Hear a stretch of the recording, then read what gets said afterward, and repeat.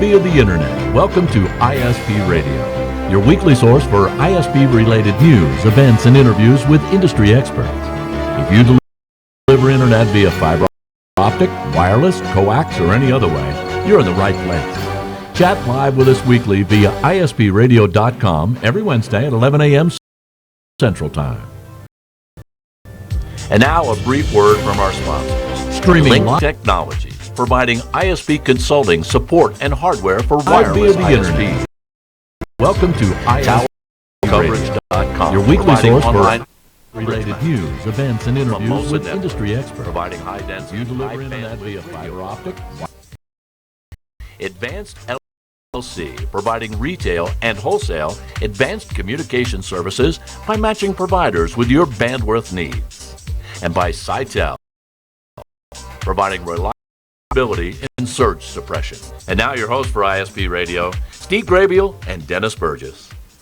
Welcome to another edition of ISP Radio.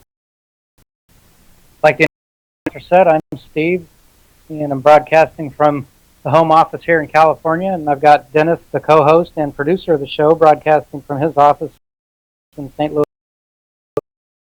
Dennis, you there? Yes, sir. Yes, sir.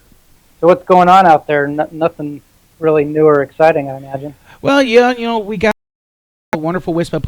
I mean, less than, a month away or so. So definitely really good stuff coming up. If you haven't signed up for WISPA Palooza, guess what? Now is your opportunity to do so. You really should take a look at that, see how things are going. There's lots of great things coming up on the agenda. Definitely need to take a look at WISPA Palooza if you haven't. So, obviously, Form 477, you should have already filled that out. If you haven't, you better get it done. Definitely fill it out. Even if you're late, you definitely want to fill it out. So, other than that, not a whole lot going on. There's lots and lots of great discussions on the various message boards, things like that, but not a whole lot as far as new announcements go. Uh-huh. Yeah, well, out here in Southern California, it's hot and dry, but I imagine it's wet up there where you're at, correct? It's been hot. It's been really, really hot here, really humid, typical Missouri weather, if you know what I'm saying. We just finally got a little rain. We needed some rain. So all is good overall, though. Not a whole lot going on around here. Obviously, Link Technologies. We're going to have our 4-day Microtech Advanced Training Session. That's coming up September 21st. If anybody is interested, there's still a few seats, not a whole lot of room left there. Other than that, like I said, just not a whole lot going on in the industry. Lots of people starting to roll 6. Lots of people rolling out hotspot networks, things like that. I think the summer's kind of winding down. People are starting to pick up their wonderful new projects, if you know what I mean. Well, I had a project that we were doing, gigabitting an entire link, and had some luck with it. Bought a CCR and a couple of 911 boards, and I think the reason I'm not getting the gigabit on the interface is the PoEs aren't gigabit, and that led to a conversation earlier with Dennis about the Neptonic switch. It's a pretty interesting device where you can power a bunch of devices via PoE. Dennis, from a technical standpoint, tell us a little about the Neptonic switch and what else is out there to help us aggregate our PoEs instead of having a whole pile of PoE box. Man, I'll tell you what, I remember, back in the day, you'd have a board up in a wall in your or something like that, and you would have 15 PoEs all right next to each other, and then you'd have them all labeled and marked, and you'd have all kinds of stuff on them so that you knew which one went where or where it was supposed to go. But you know how that works. That doesn't necessarily mean it actually goes where you think it does, if you know what I mean. Yeah. So now we have a number of different devices, and there's been devices out there for a while. We've had the CMMs.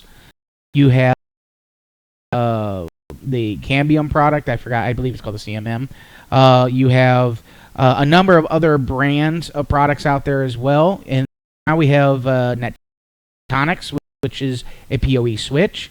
PoE switch is nothing new, but what's real nice about the Nettonics is that it is a managed switch, so you can go in there, put VLANs in, things like that. You can also sit there and turn on and off power, and it supports usually 48 volt and 24 volt, so it supports those options. Go ahead and turn those options however you need them to be. So that's really probably one of the biggest reasons why people like the Nettonic switches. So far, we haven't had any problems with them. Link Technologies definitely sells them, of course, but you can get them from any WISPA vendor as well that would offer those.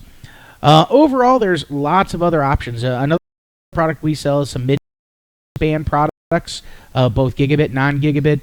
What's nice about the mid-spans is you basically get a data port, and then you get a PoE out port.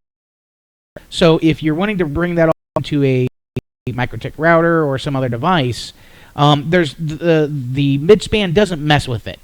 It doesn't switch it. It doesn't anything. It's just a in and out.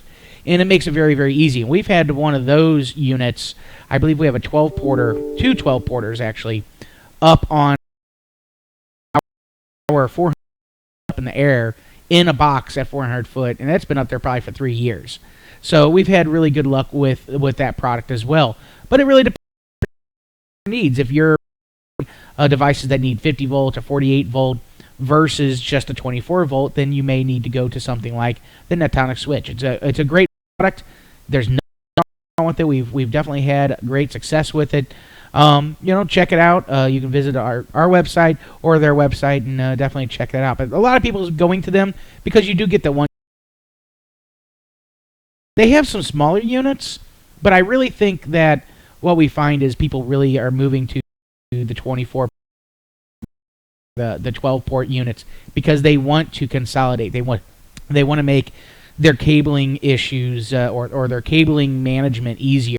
Now, the downside that we get, and I do get some people that do this, is that they'll put their main backhauls on individual PoE injectors. So if they have ODUs from the 800s, or they have power injectors for air fibers, whatever the case is, even if it could be powered by the Nettonics, they use the Nettonics just for their customer access radios. And then they leave their backhauls with separate power supplies. And here's a good reason. If you do have a surge or you have some problem with the Nettonics, and guess what? Everything runs through it, everything goes down. Single point of failure. At least you can get into your backhaul, look at your MikroTik and go, hey, my port's down to Nettonics, so I need to go check that. All I'm pointing out here is that whenever you put all your eggs in one basket, sometimes that's not a good idea. But that's up to you. I mean, that's a business decision, a technical decision that you'll have to make.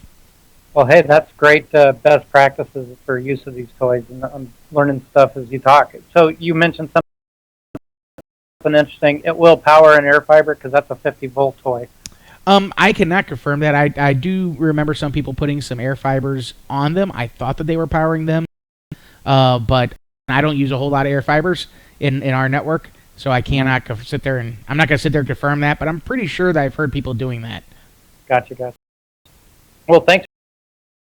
Like I said, best practices. I'll be following that for sure once I get my Nettonics in. Well, today on the show, we're fortunate to have Alex Phillips. He's the president of WISPA, just recently elected. He was the past FCC chair. He's the president of highspeedlinks.net, and he operates his network in Virginia. Alex, are you there? Yes, I am, Steve. Dennis, thanks for having me on. Well, we appreciate you being on the show, and you've been involved with WISPA for quite a while and serving in various capacities as a board member there. And now you're. Can you just tell us a little bit about what you see and what you'd like to see, and what's going on in our industry, and how do you think this next year lays out for us? Well, Steve, I've actually been a member of WISPA since 2008, and TV White Spaces was just starting back then. That's what kind of got me involved, and I got on the board in 2011 and have served as secretary and treasurer, vice president, and on various committees and chairs. This year, I think that the organization has kind of grown significantly since I started, and the organization is evolving to being a significant player. DC to our regulators, DC to speak to our legislators, and we're going to keep doing that. It's that particular aspect of WISPA is not continue to be strong. We're going to continue to push issues and contest those things that we don't think are correct or right in our, to the benefit of members. One of the things that I'm going to try to focus on this year is to try to leverage the staff that WISPA has a little bit more in an active role within the organization. My entire membership from 2008 till now, the board has sort of been the focal point of all activities, either at the Hill or anything that we did. It's a volunteer board, and we have new board members from year, and it's a lot of work. And I know that a lot of people have seen that. You look at folks like Forbes, and who goes to bat for us in his state. He also has pioneered some of the things that we do in DC with the Chuck Hogg, who is basically been president. He was president for 2 years and treasurer before that.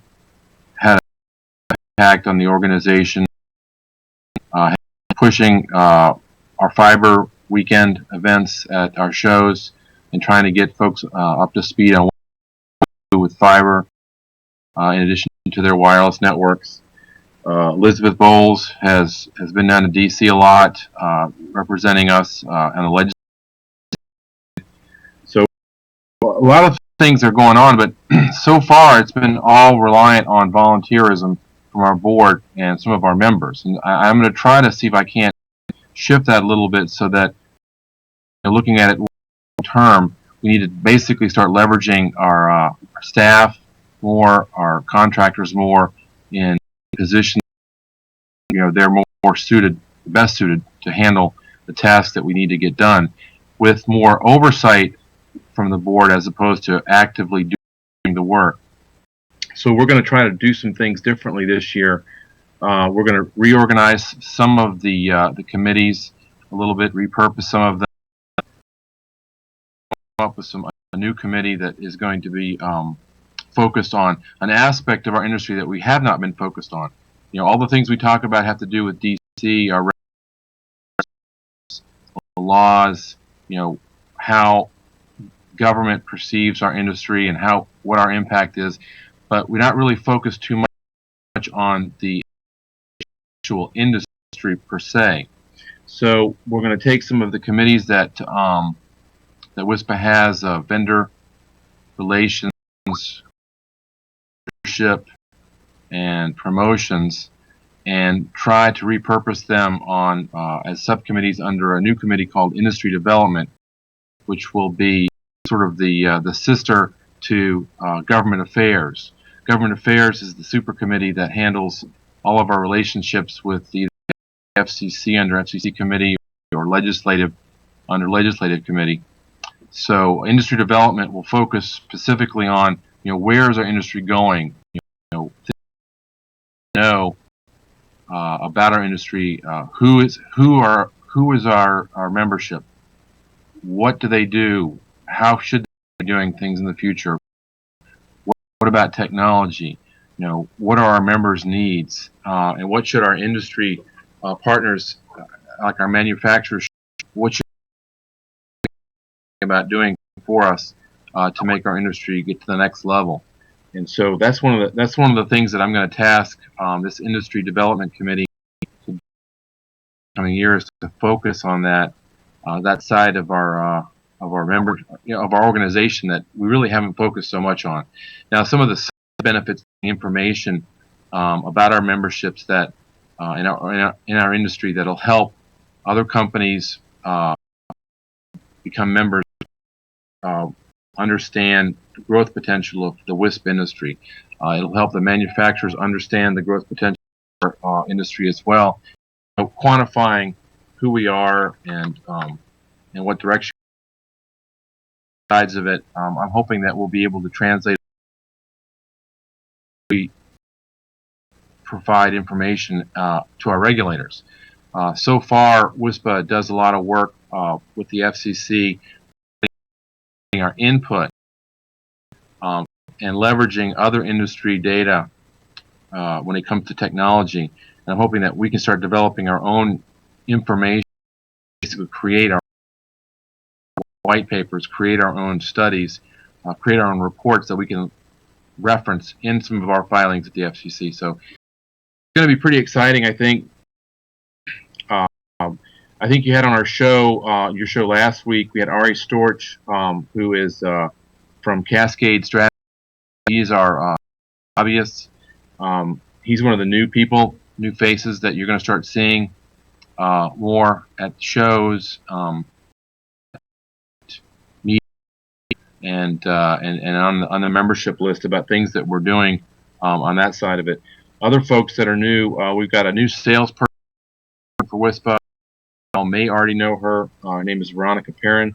She's going to be focused on growing our organization, ways to members, and so her role when it comes to the membership committee will be in a support position, and eventually I see her as she grows in the organization taking over that committee, basically so that we can continue a good dialogue with our membership to make sure that we know what, and we don't lose touch with that. The industry development committee will also have the vendor relations. So far, past vendor relations has been a way for us to communicate our needs to the members or the vendors to communicate their needs to us. We're going to try to make that a little bit more of a two-way street where we kind of tell them, this is what we need, what our industry needs, this is what our membership needs, so that we can get to the next level with our growth.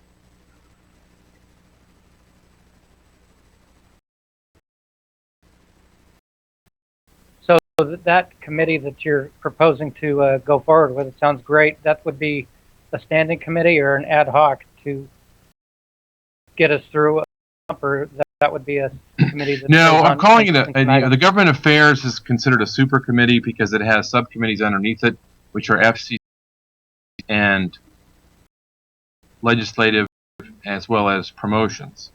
And in that case, promotions is acting as an advocate. In industry development, we're going to have vendor relations, we're going to have membership, and we're also going to have promotions. And in this case, promotions will be focused on sort of the marketing of it. We're also going to have our state coordinator chair, who is going to basically be the link between what we do as a nationwide organization, but also as a try to get information to the state level. So various states have issues. You've probably seen that they've had state meetings over the past year where they talk about things like the state of Washington may have an issue that's different than the state of Oregon, or you might have an issue than New York or Virginia. Various states have various issues that WISPA alone cannot take on, but our members at the state level can do that. So we're going to bring our state coordinator into the government affairs subcommittee so that they can take this information that we're working on, our strategies, whether it's lobby work, and take it out to the various state coordinators for each individual state. But we're also going to take their issues and try to see if we can't manage them with some of our meetings. So, for example, if the state of Washington has an issue when it comes to pole attachments and they're not getting anywhere with their state agencies, they have a conversation with some of their federal legislators or senators and try to get that feedback that way. But basically, we're trying to make the message that we take to Washington be the same as each capital and each state has when it comes to referencing our members.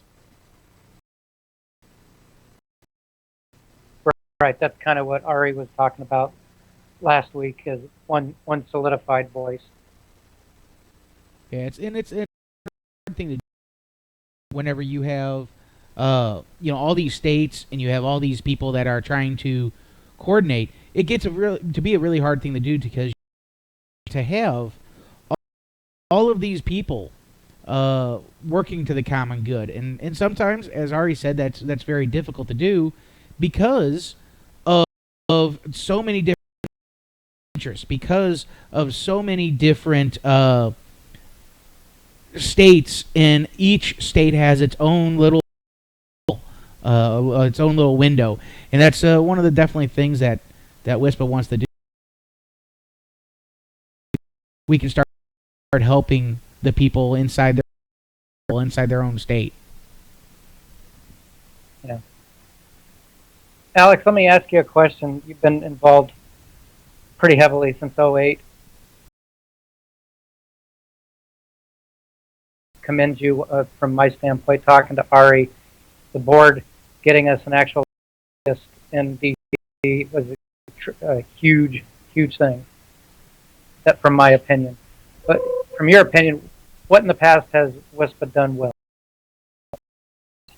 Well, I think that we were not, I wouldn't say invisible, in the past, but when it comes to getting our point across, our perspective at the legislative level and at the regulatory level, I think we've done a really good job. I've seen a lot of change. We've actually had impact in regulation at the FCC. I wouldn't say we win every battle, but we've had an impact. And there's a lot of things that could have gone a lot differently. And, I think one of the biggest examples, which is still an issue that we're still dealing with, is the connect them in phase 2, where the direction at the FCC was to put the onus on the service provider to prove that their networks were capable to support VoIP. And we had a conference call and a meeting with the regulators. We brought numbers from our membership. Not, wasn't me, and it wasn't Steve. We brought some people from, actually a VoIP company to talk to them and explain how WISPA managed their network. We were able to convince them that there was no real issue. We didn't need to be singled out to have to prove that our networks were capable. We just had to prove that we were able and did have the equipment to provide these telecommunication services, because voice was an integral component in a lot of the challenges of phase 2. So I think that could have gone a lot differently for our membership, where we'd had to focus too much proving something that didn't need to be proved, especially when you look at, we have networks that can provide voice services either for ourselves, where we provide our own VoIP technology, or customers get a third party to provide them VoIP. So it's an issue that's important, so that operators could focus on challenges to protect incumbents from taking federal to compete with them. And I think we had a big impact. That was that was a big win. I know that we still have a lot of things to still do there, and we have a lot of work still ahead. For those that did not win their challenges and do have incumbents getting funded to compete with them, and WISPA is going to continue on that. We'll make some announcements probably at WISPA Palooza about some programs that we're looking at helping our members with. But the bottom line is that we can go to and we can talk to the Hill and we can talk to the regulators and we can make a difference. And I think that's where we've been strong in the past. Right. Dennis, same question to you. What, being a board member for the years you've done it, and thank you for doing it, what do you see that WISPA's done well in the past? Well, WISPA has done a lot of things that have really helped wireless ISPs. We have 5 gigahertz rulings, we have 365 rulings, the TV white space is still an ongoing issue. A lot of what you see is not actually, hey, these are things that are helping us. But a lot of what we get is also things that we are preventing from hurting us. Okay? One of the examples I'll use is the LTEU stuff that's coming out. Imagine Verizon having, cell towers with gigahertz on every single one of them. What would that do to our industry? And that's a good example of something that WISPA is actively working with to say, that's probably not the best idea. There was another one where they were using a license band just above channel 11 and 2.4, and I know Alex can refresh me on what the exact issue was, but basically they wanted to encroach into the Part 15 channel space to do whatever they wanted to do, and they said, it wouldn't cause any interference. I mean, there's already tons of interference in 2.4 to begin with, and now we have a licensed operator that is going to have part of their channel or part of their usage on the band that we're trying to use. So a lot of what WISPA does in the background that we get there and we find, there's this proposed legislation. And this is where your lobbyist comes in. There's a proposed legislation coming up, and inside it does this. And how is that going to impact the wireless industry or the wireless ISP industry? And WISPA goes, okay, well, we need to make sure that these people know that, number one, we're here, that we're actively using this spectrum, that we're actively building and deploying in these spectrums, and that we need additional help and protection from the incumbents and from that may that may harm this industry. And there's a lot of action like that. A lot of people don't think, what has WISPA done for us recently? Just because you don't see, new spectrum being opened up, or you don't see something very specific that you want, doesn't mean that we're not doing anything. There's a lot that are being done in the background. Now, keep also this in mind, is that that's all on the FCC side. We have the legislative side. Okay, we had Ari Storch on last week about that. Also, there are a ton of services in things that WISPA does that a lot of people just take for granted. The mailing list, for instance, is a resource of help in direction. We also have all these WISPA vendors, and we put together these shows to bring you together with WISPA vendors that want to service your wireless ISP, whether it be a billing platform, financing, doesn't matter. And bringing those people together during the shows, as well as throughout your business operations, is also an aspect of what WISPA. We take all these people that run WISPs, these people that provide services for WISPs, and we put them. And believe it or not, that is a really big deal, because sometimes, I get all the time. I just responded to a person today. Hey, I'm looking for a hotspot solution. I sit here and I go, we send out newsletters. Just my company. My company sends out newsletters. We have advertisements. We do all this work, trying to get them out there for people to know. But people still don't know about these products. Don't know that they're out there and that they are available to you. And that the WISPA vendor member is offering it. So, like I said, that along with the mailing lists and the information that comes in from the WISPA vendors is a really great piece of information, is worth beyond the FCC and the legislative work that's actually already that is still being done. So just keep that in mind, is that there's a lot of extras in there too, as well. Many facets to that question. Exactly. It's not just we're only doing FCC work, we're only doing this work, we're only doing that work. We are doing those, but and that community aspect, I think, is very, very important to what WISPA is. Alex, did you have any further comment on that? Well, the shows, the trade shows that we have, I think, into trade shows since the early '90s, when I was in dial-up until today. I think the WISPA shows are exceptionally good.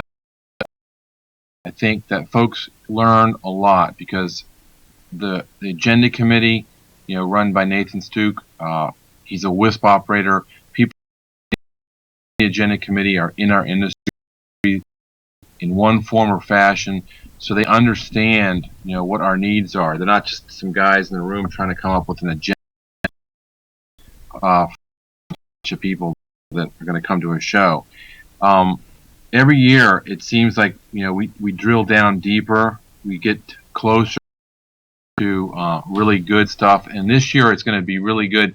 For one thing that I think is going to be really important to a lot of folks, and that's one of our going to be at the show. A fellow named John Tech, who's the Chief Marketing Officer for Rise Broadband. He is going to talk about data in a way that I know I've never done. I mean, a lot of us, and I'll admit it, are shoot from the hip operators.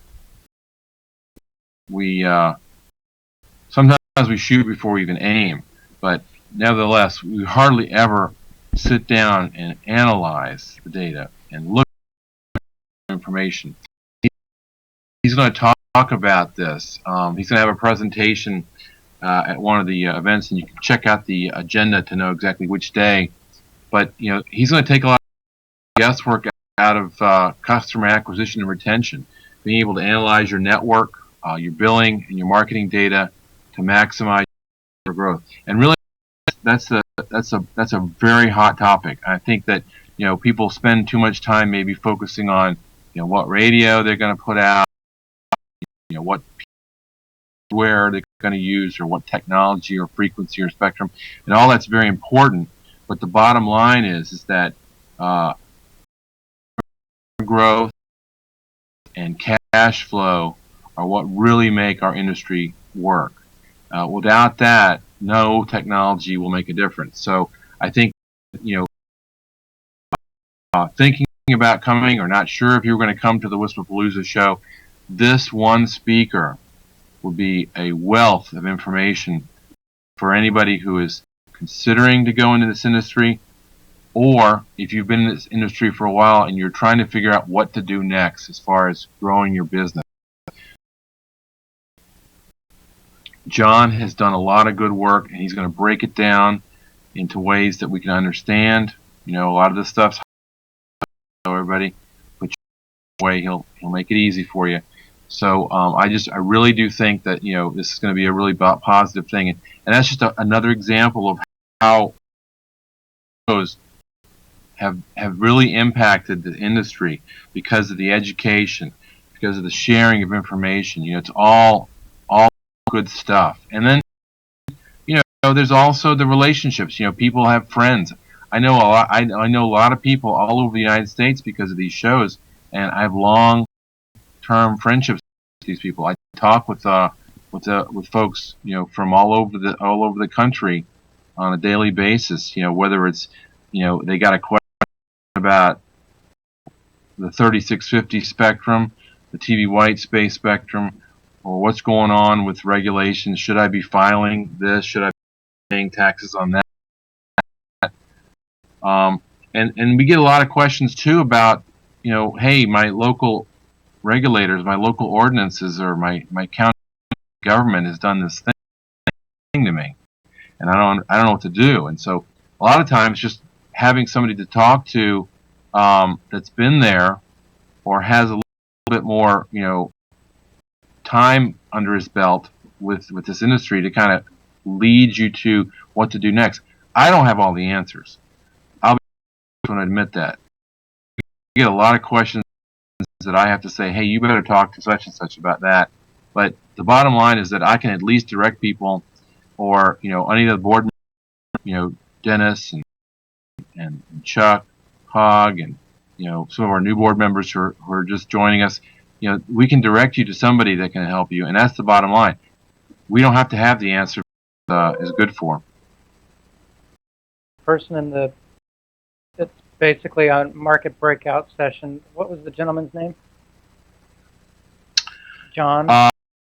His name is John Pitek, Pitek, Chief Marketing Officer for Rise Broadband. Definitely breakout I'm going to. Yeah, I mean it should be well worth it. That just if you could just he has to say and get a tenth of what he's got coming to the table here, it'll be worth it to you. Triple be worth it. Mm-hmm. So basically, in summary of what you'd like to see going forward is more of a shift of the actual work away from the board of directors into contract staff, or even more volunteers stepping up to the plate, and creation of this new industry growth group. Is that correct? Is that kind of where you'd like to see? I think that you can't rely on volunteers to do this level of work on a regular basis. I think that obviously we've augmented some of this. We've got a salesperson, Ari Storch, who is a professional lobbyist, and I mean he's our go-to guy. Yeah, we can do stuff, we can set up meetings, and we can meet people, but I mean he can really drill through a lot of the red tape, the bureaucracy, bypass people that we don't really need to talk to, that maybe may have been the only people we could talk to, and get us to the people that we really need to talk to. So it's a big difference, and it's a step up. It's not that anything we've passed has been not worthwhile, because we've made a big difference. I mean, I think it was a couple years ago, the president put out a report on broadband, and wireless wasn't even in there. I mean, we were not even considered a player in this game. Having the opportunity to go meet with folks at the White House that day and tell them who we are and tell them what we're about and make a difference is going to help us do that tenfold over in ways that we've never been able to do in the past. And just like with Steve, working with Steve Coran, I mean Steve is he's an all-star when it comes to this industry. He's a machine. He knows the ins and outs. He's got relationships with the regulators, and he can help us filter through things that are important and not important. And I really want to leverage his skill set and knowledge to help us move a little. Being a volunteer, all of us have our day jobs. We have a great deal of passion and desire to make our industry better. And And when I first got in this industry, I was, I was by myself. I didn't know what to do. I couldn't do this, but I wanted to do that. Didn't know how to do it. Being a WISPA member enabled me to leverage a large knowledge, but now as a board member, I'm actually able to effect change, and we've made a lot of change. We are significant. We're not to be tried. We will make a difference, and we will continue to make a difference. But for that to continue going, you can't rely on somebody who next year may not have the capability to continue as a volunteer at the levels that they are. I mean, we all have our businesses, and folks need to spend time making sure that they put bread on the table first, obviously. But for us to continue this momentum, we need to have some people that are going to be permanent, or at least mostly permanent. Staff. That's people that are on the payroll, and that's people that are going to continue working on things 8 hours a day, 7 days a week, and I 7 days a week. You don't get the weekends off. Oh yeah, I mean, it's just like running an ISP. Yeah, I mean, you look at Forbes. I mean, Forbes is constantly busy with the marketing aspect of all this, and it's really good. I mean, he does a great job, and all of our board members do a great job in what they need to do, which is directing the business, directing to get things done. But now we have the resources, and now we have the ability. Sales staff, our director of operations, all these people to get things done, and that's really what the big thing's happening. We have the personnel, we're using them, we are moving forward. That's a really, really good thing to have. Yeah, I think that's since we do have the resources, that's the proper way to go about things, and I have to commend the board for searching out the RE and working with Steve Coran, and I imagine the two of them work pretty being that they're both pounding the streets in DC. Is that true, Alex? Yeah, they don't work together as I think, but basically I'm going to be the glue, I guess you could say. I'm going to chair both of the government affairs, the development committees, and we're going to try to do more strategy planning where Ari leverage Steve's knowledge and Steve can leverage Ari's knowledge, because both of those together are a powerful formula. Yes. We need to understand what's going on regardless of what we're doing, whether we're trying to talk to or the commissioner, or if we're trying to talk to a senator or a representative. So Steve to Ari, and Ari lends to Steve, and of course we as boots on the ground lend to both. So it's a good formula. Yep, it just works out, Before I guess we got a little bit more time here, Alex. I mean, do you have anything WISPA membership as a whole could do to help the industry? If you had and sit in front of the membership and say, "Hey, here's what we really need you to do to help the industry as a whole," what can they do? What would that be? One of the things that I've been professing for the past several years is regarding state level efforts.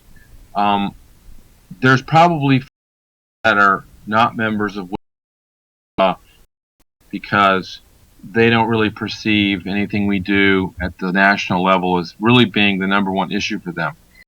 The number one issue is, my county government is constantly trying to put me out of business, or, I keep getting competition from, government funded projects, or I can't get on a pole because the power company won't talk to me, and I'm supposed to now. Those types of things do two things for us. So, one, WISPA can help with state shows, state meetings organized, and that helps us grow our membership.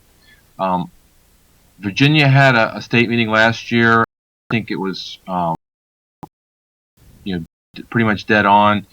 We've had state meetings and regional meetings, and I'd like to try to focus more on state level, because I think that a regional meeting, you're really mixing apples and oranges. Not any one state necessarily has the same issues, and I'd like to see each state organization grow so that it can support itself and have its own state level. Either it can have something as little as a meeting at a dinner or lunch at a restaurant once a year, or as large as a multi-day event with vendors and praise and officials and programs, that at a hotel. But you got to start somewhere. And so if you're out there and feel like your state needs to have a meeting to talk about it, and if you feel like you only got 4 or 5 WISPs out there, let's go ahead and let's help you get a state meeting so you can talk about this, because that's just the first step. There are potential WISPA vendor members out there that only want to do business with locals. And they don't see any to any of our shows, but if they started to see a state meeting, and the state efforts grow, I think that will make a big difference. And I'm taking it, any of this, just out of the air. This is how government and change is affected. Some went out of the park, and you can get a federal law changed or a federal regulation changed, but sometimes you've got to take it one at a time. And so a lot of organizations today that do the similar things for their industry, advocate industries, is they work at the state level, and they have changes affected at each individual state. So maybe we can help 10 or 15 states that are having difficulties with broadband proliferation and not getting support. We can change that, and that'll help overall in the nation. So there's a lot of things to do, but it sometimes just takes locals working on local problems. Thinking globally but acting locally, so to speak. And so I think I'd like to see more growth at the state level. I'd like to see more advocacy at the state level, and I think WISPA can help you do that. So it's just a matter of, if you feel like there's nothing you can do, if you feel like you don't have enough members within your state, still reach out. You can always, and you got to start to grow. Exactly. So really, you're advocating, and I agree with this, and I think we tried to do something like this in New Mexico, is your fellow WISPs together and just coming up and visiting and talking about the problems that they're facing individually in each state, right? Yeah. I'm understanding big operation. You have a successful state organization, I believe, in where you're at. I mean, say I want to step up to the plate and do this in my state, how do I go forth, and what kind of support would I be able to get from WISPA to help facilitate doing something? Well, the first thing is just to know who fellow WISPs are, and then and we can help. We've got list of directories of who are the WISP members in your state.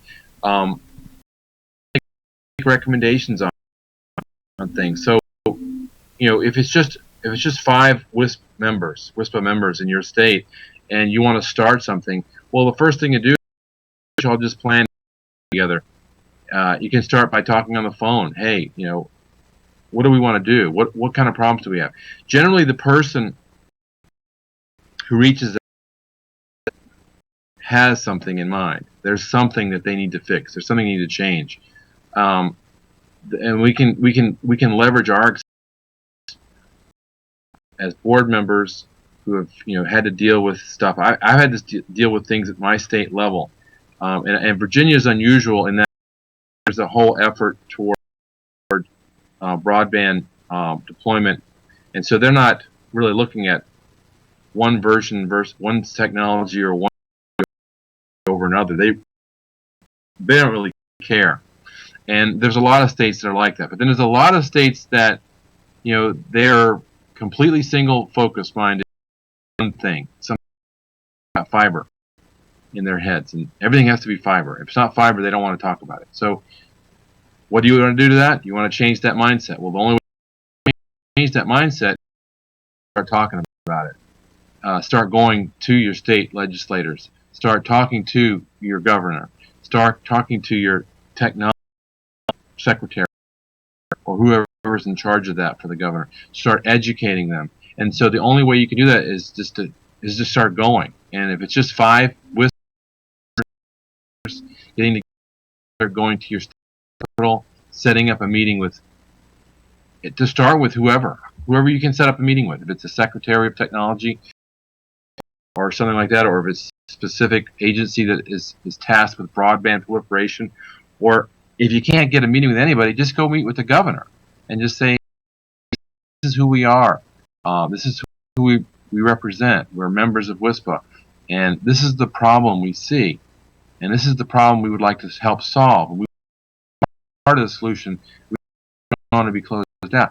So it's just a matter of starting the process of talking with people at your government. And that can be very, very difficult for someone who's never done it before. I mean, just the idea of going to talk to the governor probably 10 years ago for me, frightening experience. But last year, I was in the governor's mansion eating chocolate mousse and talking to him about his chef. So I've gotten past that. I can talk to anybody. And so all I got to do is I want to help you as a member talk to your people.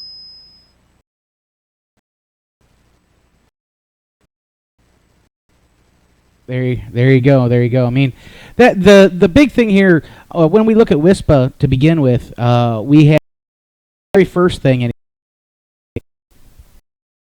we have state mailing lists. So if you're not already on that, that's probably something that you want on. That's something that you need to get on because that's where you're going to see the local action.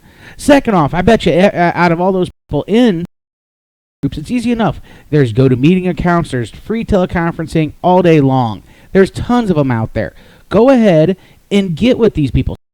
Something, have everybody give a phone call in, do a GoToMeeting, whatever the case may be. It doesn't really matter how you meet. The fact is, or what matters is, that you meet. So very, very important in those cases. And then once you get bigger, once you decide, hey, we need to all meet up, we need to have a location, all that kind of stuff, our operations, etc., has plenty of resources and plenty of suggestions on here's how to make a little regional meeting. And the regional meetings are very good. There's several scheduled. If you haven't been looking at lists, I believe there's going to be a Midwest one shortly. There's plenty of meetings to get done. On the Missouri list, there's a discussion about meeting at WISPA-Palooza. So there's another really great idea. What about you going to WISPA-Palooza? And if everybody to WISPA-Palooza, or a number of people is going to WISPA-Palooza, hey, that's great.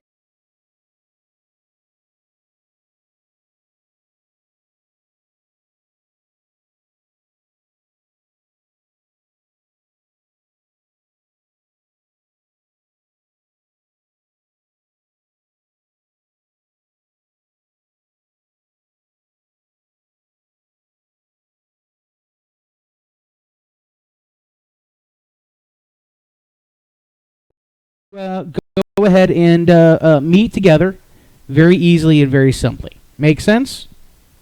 Yeah, something, it could be the process of your WISPA organization. Yeah, I mean, that's the ideal. I mean, the ideal, go ahead and meet at Wispapalooza. Go ahead and meet at the local cafe or a bar. It doesn't matter. But the big thing is to start the conversation. That's really the big thing. And once you start the conversation, then you can go from there. I think it's an outstanding idea.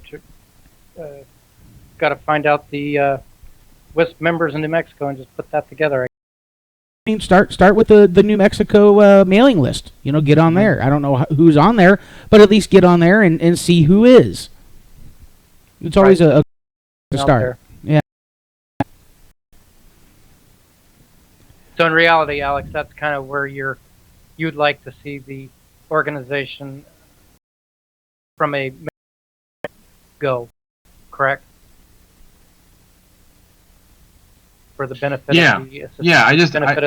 I want to see the local state organization start to grow, because that's one way that WISPA will grow in general.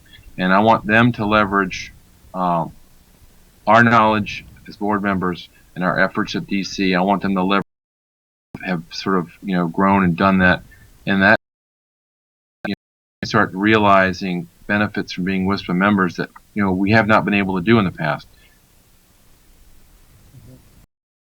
There you go. Nice and easy. Well, I think we're not out of time here, but any other questions? If you're listening live, you can use the chat window. I don't think we'll get too terribly much there, but if you have any other questions, let us know. Alex, is there anything that they need to know about WISPA? I know it's coming up. Well, the new location is at the Rio, so we're going to be at a different spot. It's designed to be a little larger for our growth. We've kind of South Point. I'm going to miss the South Point. I've had a lot of fond memories of past shows. But the Rio is going to be a good new location for us. Their capacity to handle us is a little bit larger. It's going to be a good agenda. I'd encourage everybody to go to the Wispapalooza website and take a look at it. We're going to be a little closer. I don't think that's going to be a problem for anybody. But the Rio is a nice hotel. I've actually been there before for other shows that were wireless related and technology related, so it ought to be an excellent location. Lots of restaurants, lots of fun activities. I look forward to seeing a lot of folks there as well.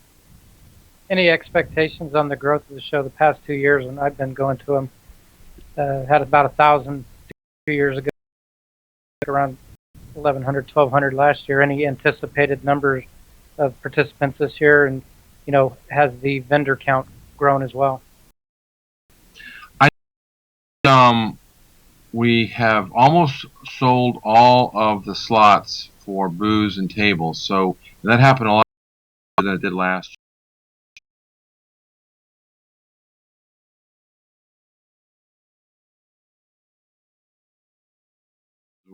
year. I'm anticipating a little bit more, so I think we're going to break last year's numbers. Good. There'll be a little informal pool amongst some of the board members, I think. So I did not win last year, but and I think it was rigged because Chuck won, and he was a little more intimate with the numbers than I was, so I don't know about that. So I'll have to bust him on that. But this year is my turn to win since I know everything that's going on, and I should be able to pick the right number. Well, let me ask you this before we go. Question that was running in my mind. You'd mentioned you got some new board members coming on board, and the experiences that they bring to the table. You want to mention anything about that are coming on deck, and what you feel that how you feel that their direction that they want to go as well? I don't want to speak. Just tell us a little bit about the new folks who came on board. Right. Well, yeah, we did. I think we got a good crew of new board members. I was sad to see, of course, some of the other board members go, and I've enjoyed working with them in the past. But I think that this year, we've got some new people in the organization that are going to have a really positive impact. Blair Davis, he's from West Michigan Wireless. He's actually taken on the role for handling membership. A great job uh, trying to help us develop new programs with our sales staff for our membership, also to try to help us new programs that'll make our membership give some benefit to the membership. Daniel White, great background in our industry, vendors, a lot of technical background. He's going to head up our vendor relations committee, and hopefully he's going to have try to maybe take some of our members that are vendor members and help us help them help us. And I hate to sound weird, but essentially, we need to tell them what they need to do to make our lives better, so that we're not actually having to work 7 days a week, and we can probably cut back to about 6 or 5. So I'm really looking forward to working with Daniel. Brian Young, I've known for a long time. Sort of like, I joke around with him. This is an email that starts off with, what would Brian do?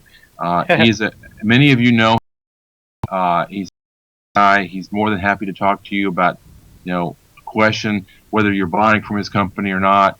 I consider him a good friend, and I consider him a valuable asset to the organization.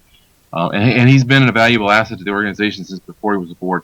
He volunteers a lot of his time at our events in D.C. And with our the wireless Wi-Fi at the shows. So he's always the go-to guy. Unfortunately, you go to if it doesn't work. You never go to him if it does. It's a thankless job, just like internet, right? Really, yeah, really good group that have joined the board, and I look forward to working with all of them. Well, do you care for working with Dennis? Thanks a lot. Dennis is my buddy. I know. Well, I think we're ready to wrap up the show. Any last comments, Alex? No, I appreciate you guys doing this. I think it's a great thing. I hope I was able to contribute to the show today, and I hope that folks that listened live got something out of it, and the folks that listened to it offline will at least understand what my plans are for this year as president, and definitely come to the show. WISPA is going to be this year. A lot of good stuff.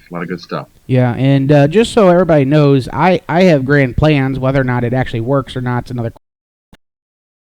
But I am going to be taking a nice high def cam to the show, and I am hoping that, especially on the, usually we do like a go for the state of WISPA portion of the show, and allow people to stream. I am going to take a webcam, and I hope we can get a good audio feed, and hopefully we'll be able to actually take that and to stream that live as well. We'll see how all that works. Grand play, if it'll actually happen or not. But lots of great plans, and our new format's definitely working out a little bit better now that we got all the right software and everything. So with that, Steve, final words. Yeah, Alex and Dennis, I appreciate you guys being on the show. Alex, especially for being on the show at kind of short notice. It's really helpful to the industry to hear what the leader has anticipation for the coming year and what we ISPs can do. I gleaned a lot from you, and I hope to head up or get the ball rolling for my state to do our part of the industry. again, thank you, Alex. I appreciate it, and we look forward to seeing you in Las Vegas at the Rio. All right, Dennis, what's up?